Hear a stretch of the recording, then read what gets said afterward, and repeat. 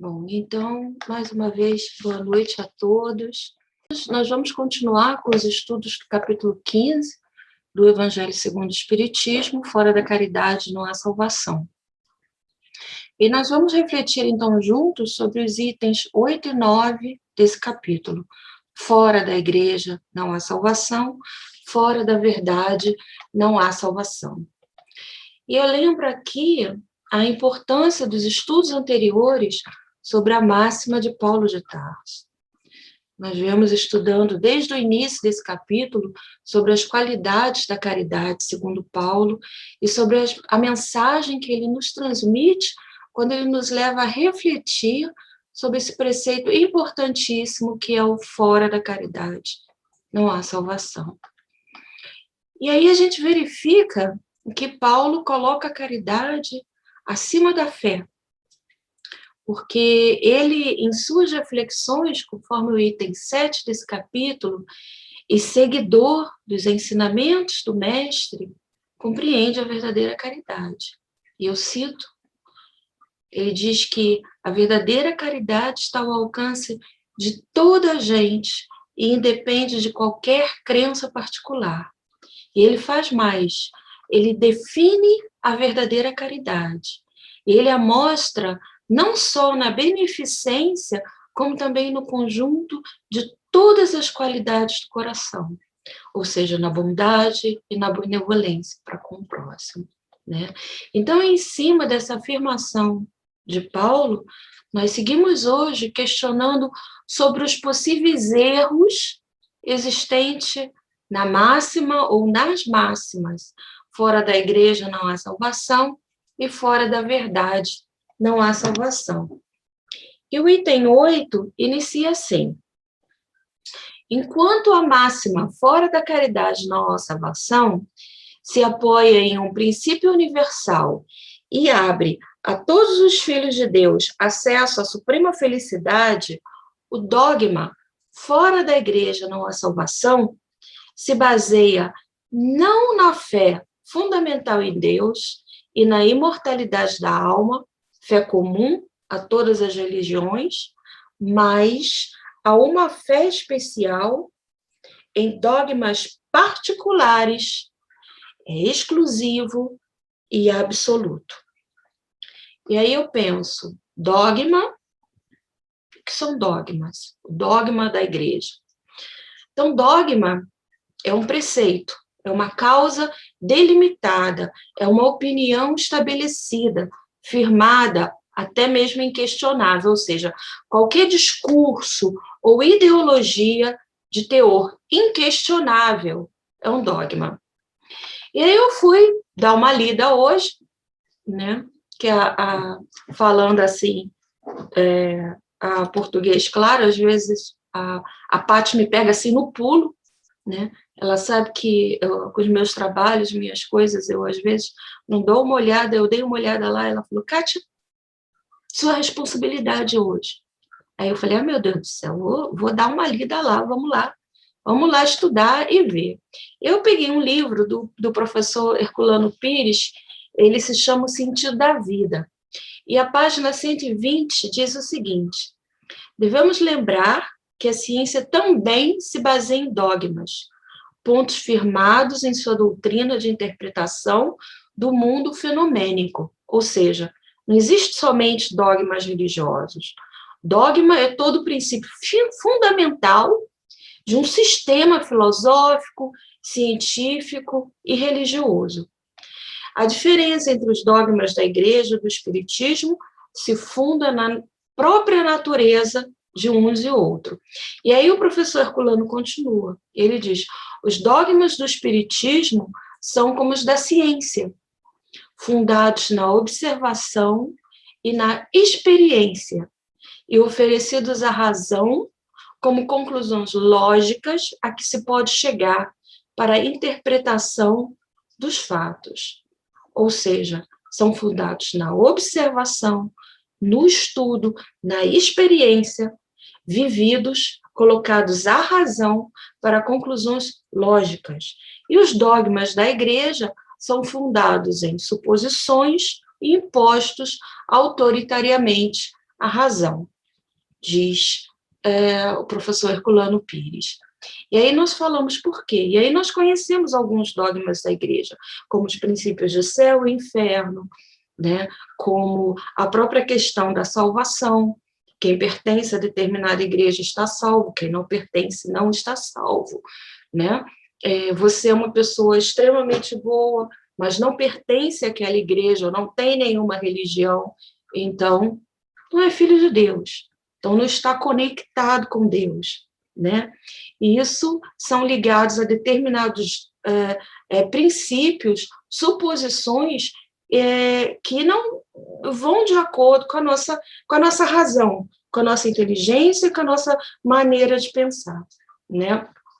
E como Kardec diz, os dogmas ou princípios do Espiritismo podem ser alterados pela demonstração evidente de princípios contrários.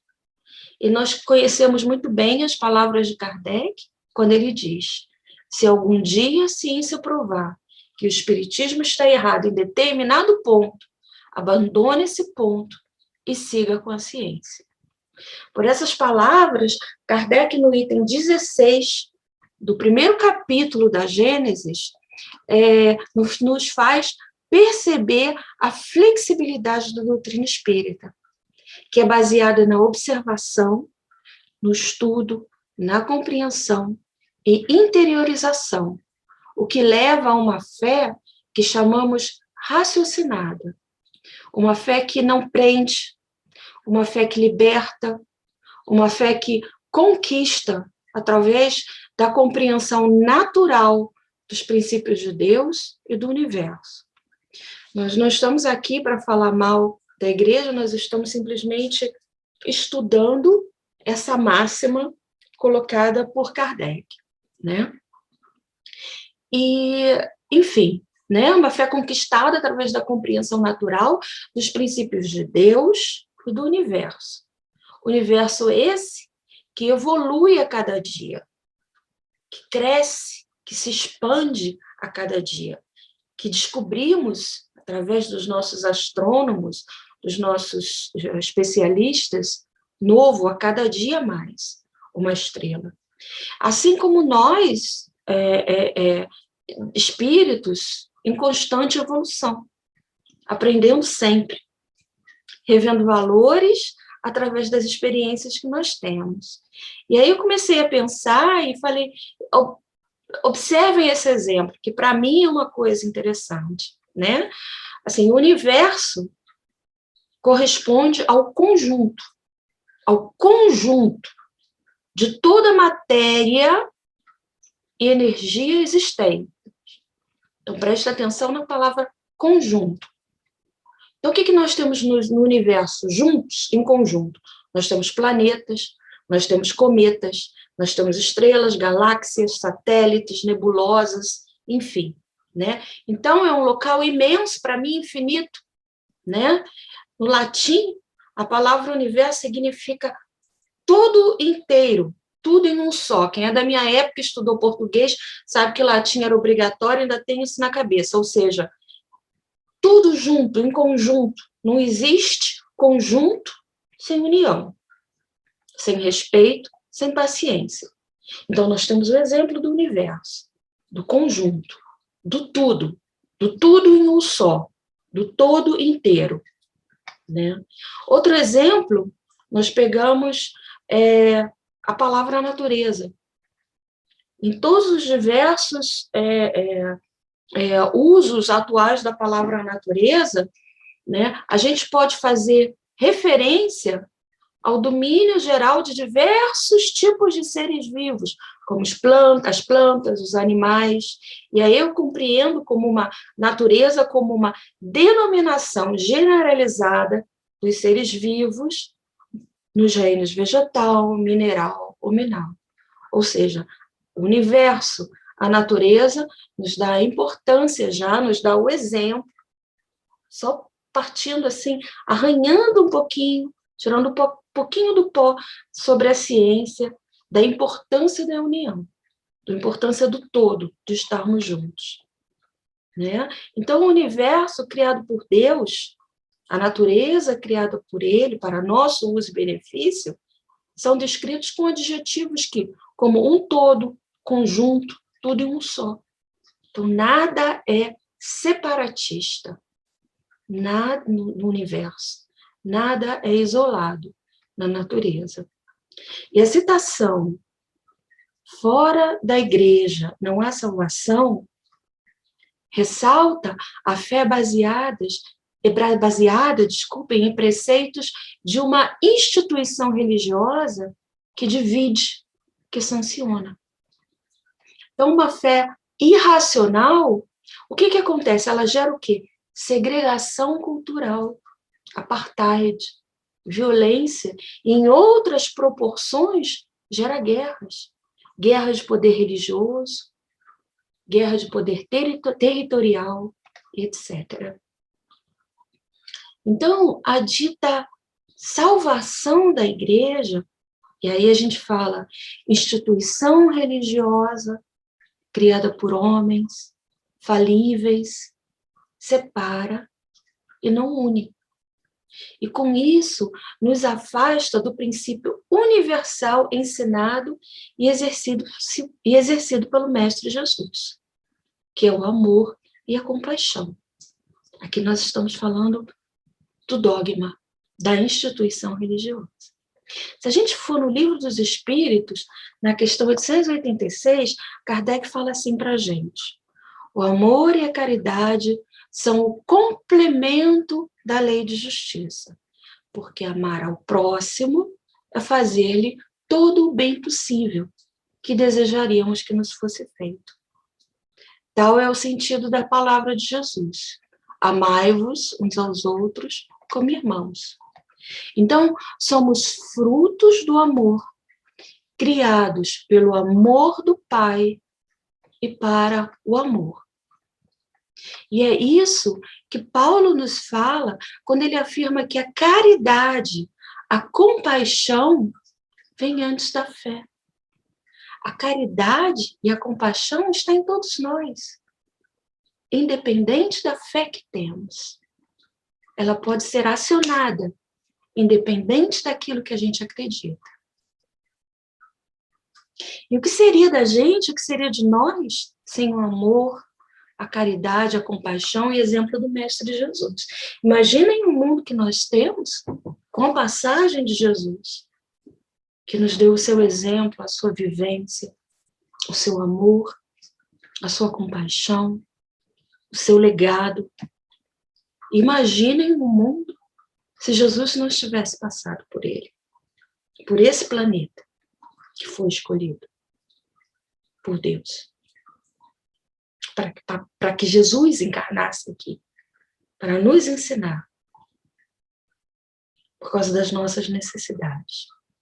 Então, como falar de Deus, de Jesus, e segregar, e não aceitar o outro como ele é? Suas limitações, suas crenças, como nós também as temos. Como é que a gente pode aceitar os preceitos religiosos separatistas quando temos o maior exemplo que o Pai nos ofereceu? Jesus, que amou e ama a todos nós como irmãos, independente das nossas origens, das nossas concepções, das nossas crenças religiosas. Então, a ideia da salvação através da igreja, né, como eles falam aqui, fora da igreja não há salvação, nos separa, conforme Kardec fala aqui, nesse capítulo 15, no item 8. Kardec diz assim: enquanto a máxima fora da caridade não há salvação consagra o princípio da igualdade perante Deus e da liberdade de consciência, tendo-a por norma, todos os homens são irmãos e, qualquer que seja a maneira porque adorem o Criador, eles se estendem as mãos e oram pelos outros. Então, é isso que é a caridade. É a união, é a tolerância, é compreender o outro, né? independente da maneira como adoramos o Pai, o Criador. Tantas religiões nesse mundo, tantos nomes, não é? Com o dogma, fora da igreja não há salvação, animatizam-se, ou seja, excomungam-se, continua Kardec aqui, né? E se perseguem reciprocamente. Vivem como inimigos. O pai não pede pelo filho, nem o filho pede pelo pai, nem o amigo pelo amigo. É, pois, um dogma essencialmente contrário aos ensinamentos do Cristo e à lei evangélica. Crenças diferentes dentro de uma família gera separação. Muitas famílias, é difícil a gente ter uma família tolerante. Infelizmente, a maior informação que nós temos é que alguns são tão fincados nos seus dogmas, nas suas visões, que não aceitam o outro. Não é verdade? Então, é um dogma essencialmente contrário, como Kardec diz aqui, aos ensinamentos do Cristo e à lei evangélica. E foi isso que Jesus quis nos fazer compreender quando ele disse aos seus discípulos: aqui não estão minha mãe, minha mãe e meus irmãos. Isto é, minha família, pelos laços do Espírito. Pois todo aquele que faz a vontade do Pai, que está nos céus, é meu irmão, minha irmã e minha mãe. E qual é a vontade de Deus? É que nos amemos, é que nos ajudamos mutuamente na nossa trajetória evolutiva. E ele diz ainda: amarás o Senhor teu Deus de todo o coração, de toda a tua alma, de todo o teu espírito. Esse é o maior e o primeiro mandamento. E aqui está o segundo, que é semelhante ao primeiro, disse Jesus: amará teu próximo como a ti mesmo. Toda a lei e os profetas se acham contidos nesses 2 mandamentos. Está lá em Mateus, no capítulo 22. Né? Amamos a Deus de todo o nosso coração. E ao nosso próximo como a nós mesmos. Né? Infelizmente, esses exemplos de separação e intolerância religiosa é o que não nos falta. Né? Nós temos muito pais e filhos em atritos por terem interpretações religiosas diferentes. Irmãos, amigos que se separam por acharem que a salvação não vem do amor, da compaixão, da caridade ou da tolerância, e sim dos preceitos determinados pela igreja. Né? Quantas pessoas chegam e falam: eu tenho 5 irmãos, com 2 eu não falo, pertencem a tal igreja. Outro, eu sou da Umbanda e eles não se comunicam comigo. Eu sou judeu e não falo com outro. Quer dizer, independente da religião que seja. Até mesmo nós espíritas, quantos espíritas já passaram pela minha casa, entraram em contato comigo e falam: eu não tenho contato com esse povo. Não quero saber de pessoal de Umbanda, não quero saber de pessoal de Candomblé. Né? E outras religiões. Né? Isso é para pensar. E a nossa responsabilidade espiritual? Como é que ela fica perante aos nossos semelhantes? A nossa responsabilidade espiritual frente aos nossos filhos, familiares, amigos. Como é que você fica? Como é que isso fica? Então, Santo Agostinho, ele nos lembra que a cada pai e a cada mãe será perguntado, se não me engano, está no capítulo 14 do Evangelho segundo o Espiritismo: que fizeste do filho confiado à vossa guarda. A nossa responsabilidade espiritual aqui. Nós estamos aqui para brincar. No momento que somos pais, nós assumimos na espiritualidade, muito antes de encarnarmos, a responsabilidade por aquele espírito que está vindo. E vamos ser cobrados disso. E se for por vossa culpa, continua Santo Agostinho, né, que ele se conservou atrasado, tereis como castigo vê-lo entre os espíritos sofredores, quando de vós dependia que fosse ditoso.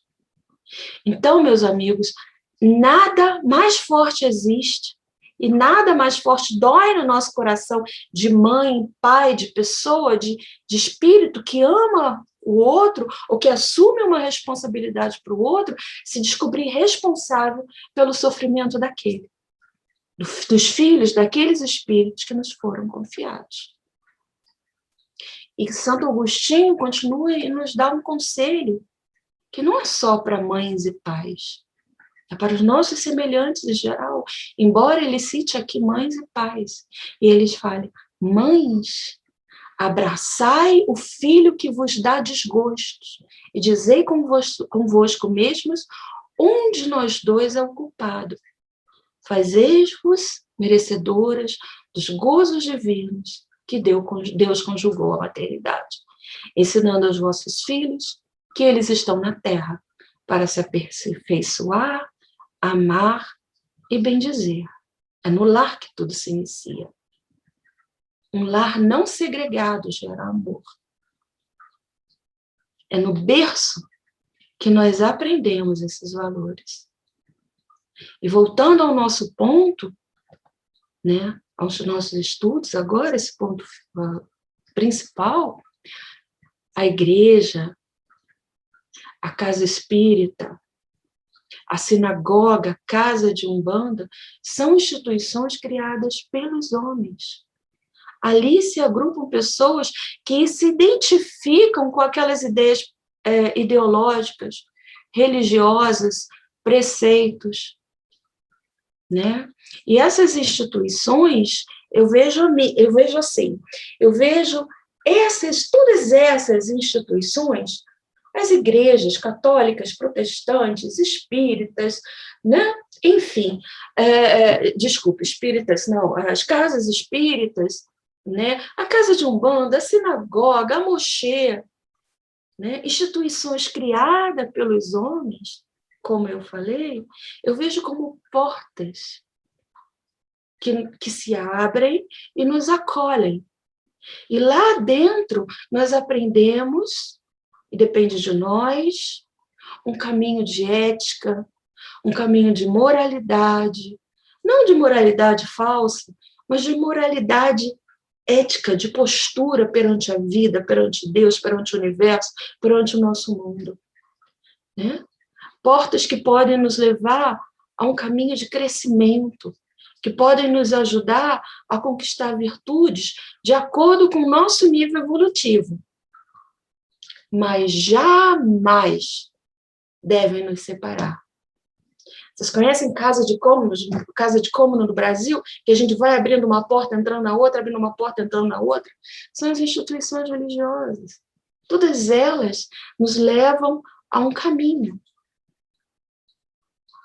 Elas não nos separando, quando passamos por essas portas com amor no coração, com compaixão, com tolerância verdadeira ao nosso próximo, a gente sai, então, em um caminho que é chamado amor. E que é o que nos leva ao Pai. E é o que nos torna efetivamente irmãos. E se a gente conseguir chegar juntos a esse ponto, a gente vai ter compreendido o significado dos ensinamentos do Mestre Jesus. E a gente tem o hábito, né, de sempre comentar sobre esses valores. E as pessoas que estão ouvindo, né, às vezes as pessoas comentam, é muito fácil comentar, né? Mas realmente é mais fácil comentar, mas é um exercício diário. Eu não estou aqui dizendo que o caminho é fácil, mas na nossa condição atual não é impossível, né? E Santo Agostinho, ele continua nos aconselhando quando ele diz sobre isso, ele fala que a tarefa não é tão difícil quanto possa parecer para a gente, porque ela não exige a sabedoria do mundo, Ou seja, nós não precisamos ser intelectuais para isso.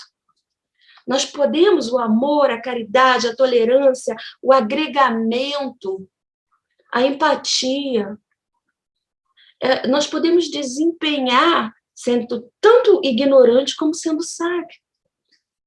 E nós, espíritas, dentro do espiritismo, nós temos, talvez,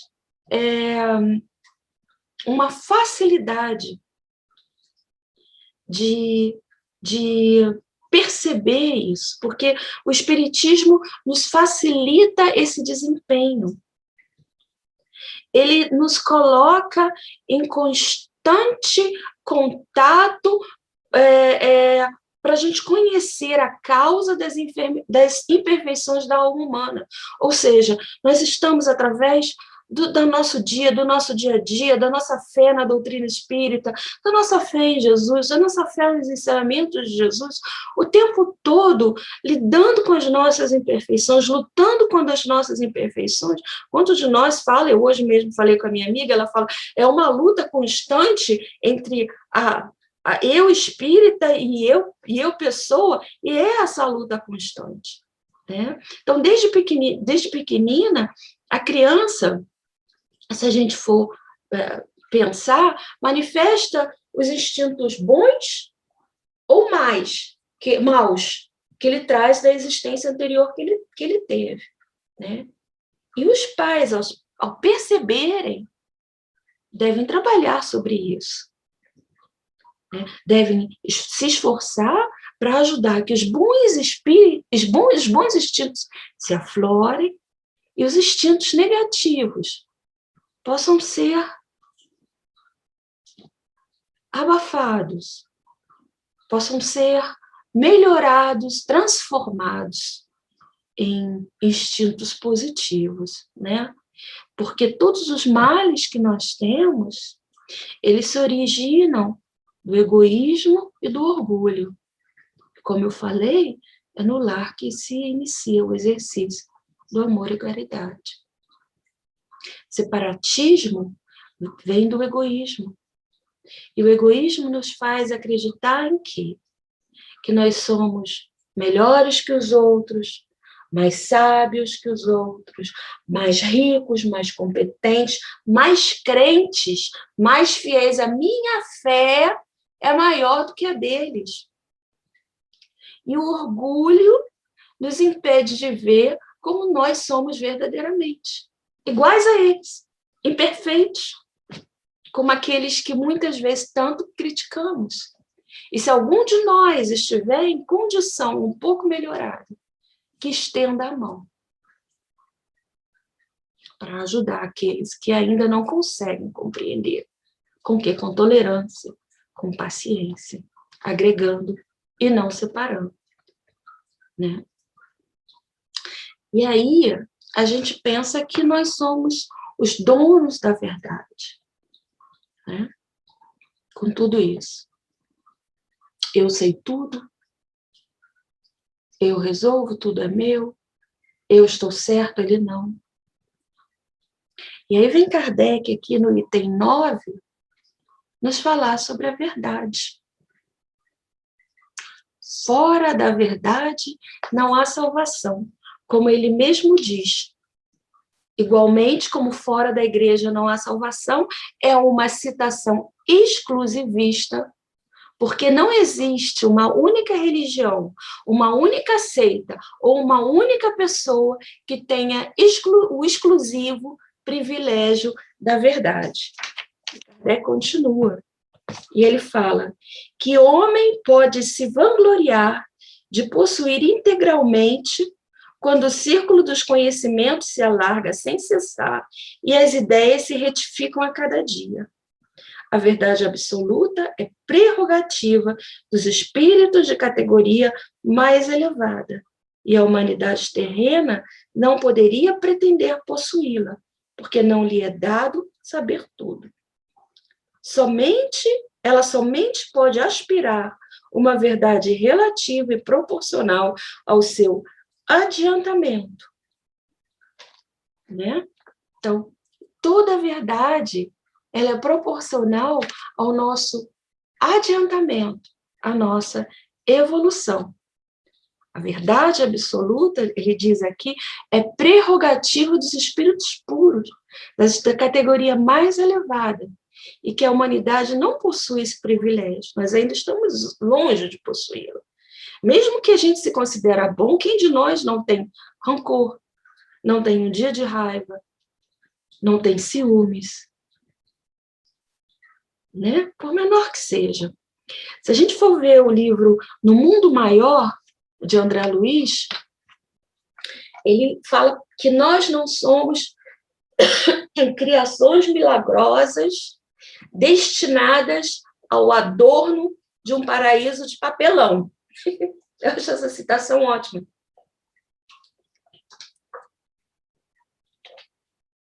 Ou seja, Deus não nos fez para decoração de um paraíso descrito, dito como verdade absoluta. Nós somos filhos de Deus e herdeiros dos séculos, conquistando valores de experiência em experiência, de milênio a milênio. Isso é o que diz André Luiz. Por isso, temos sempre, até nos tornarmos perfeitos, uma verdade relativa à nossa compreensão. E se a gente for pensar, vamos pegar uma criança. A verdade de uma criança, ela é proporcional ao seu entendimento, ao seu despertar. Quanto mais nós crescemos e evoluímos, maior compreensão nós iremos adquirindo e deixando de lado as velhas verdades. Porque novas experiências vividas, novas compreensões e modificações do nosso eu vai nos proporcionando novos conhecimentos, novas relativas verdades. Ou seja, nós crescemos, entendemos, revemos, reavaliamos, tomamos alguma coisa como meta, continuamos crescendo, continuamos aprendendo, não nessa vida, às vezes em outras, eu estou falando da nossa linha como espírito, né? Porque às vezes uma encarnação não é o suficiente, com toda certeza. Nós somos espíritos milenares e vamos necessitar aí de milhares de tempo para chegarmos a condições de espíritos puros. Não sabemos quanto tempo, mas é muito chão pela frente, né?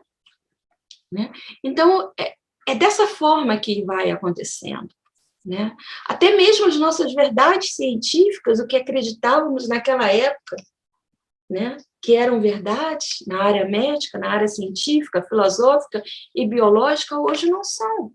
Evoluíram. Consequentemente, a gente vê de outra forma. A gente acredita agora baseado em quê?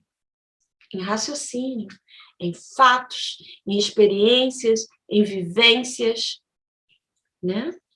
Que a gente tem de uma forma diferente, como a gente tinha no passado. E assim, dessa forma, a gente vai revendo conceitos, verdades pré-fabricadas, de acordo com o nosso entendimento, né? Então, eu já estou terminando, é muito pequeno, né?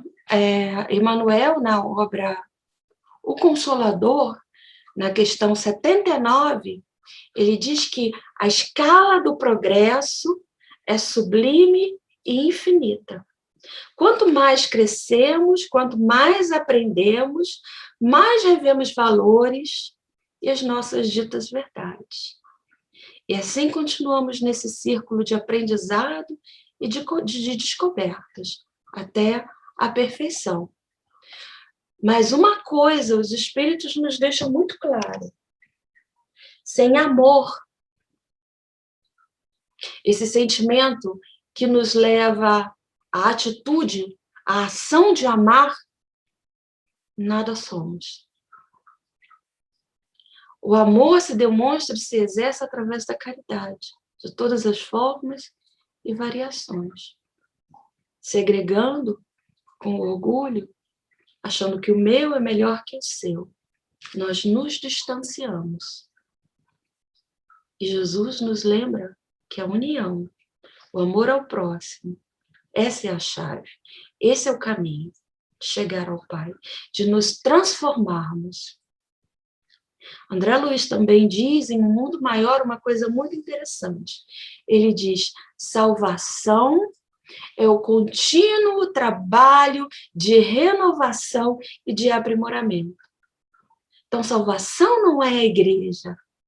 Salvação é um trabalho nosso, de desenvolver dentro de nós o amor por nós mesmos, o amor pelo próximo, a caridade, a empatia, a nossa renovação, o nosso aprimoramento. E aí eu fecho aqui, mas eu ainda queria, antes disso, falar para vocês, me lembrando de Hermínio Corrêa de Miranda, tem um livro que se chama Cadeias na Noite Espírita. E ele fala também sobre salvar-se.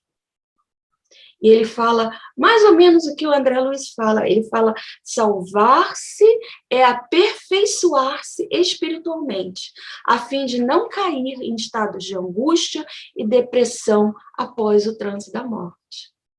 Isso vai de acordo com aquilo que nós falamos, aquilo que eu falei no início. Né? Se a gente se aprimora espiritualmente, se a gente compreende, se a gente cresce, se nós cuidamos dos nossos filhos, dos nossos amigos, dos nossos familiares, nos esforçamos na união, na tolerância, por menor que seja, nós vamos nos esforçar proporcional àquilo que nós conseguimos fazer, sem hipocrisia. Né? Para no final, após o trânsito da morte, não entrarmos em angústia. E ele continua, ele diz, em suma, libertar-se dos erros, das paixões insanas e da ignorância. Ou seja, é um trabalho nosso pessoal de crescimento, de abrir mão das coisas materiais e nos ligarmos realmente em amor, em crescimento. E aí, para finalizar, eu deixo para vocês uma frase do Espírito da Verdade, de um livro do Chico Xavier e do Valde Vieira, por Espíritos Diversos.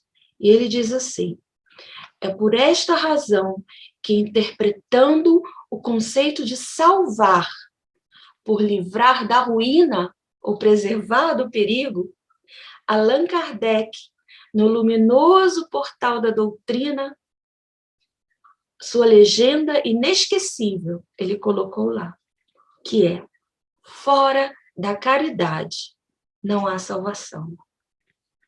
Então, que essa máxima possa nos guiar. Não é a igreja, não é a verdade, é a caridade, é o amor. Que Deus fique conosco. Gratidão a todos vocês por terem me ouvido aqui e por essa oportunidade de fazer essas reflexões com vocês. Beijo.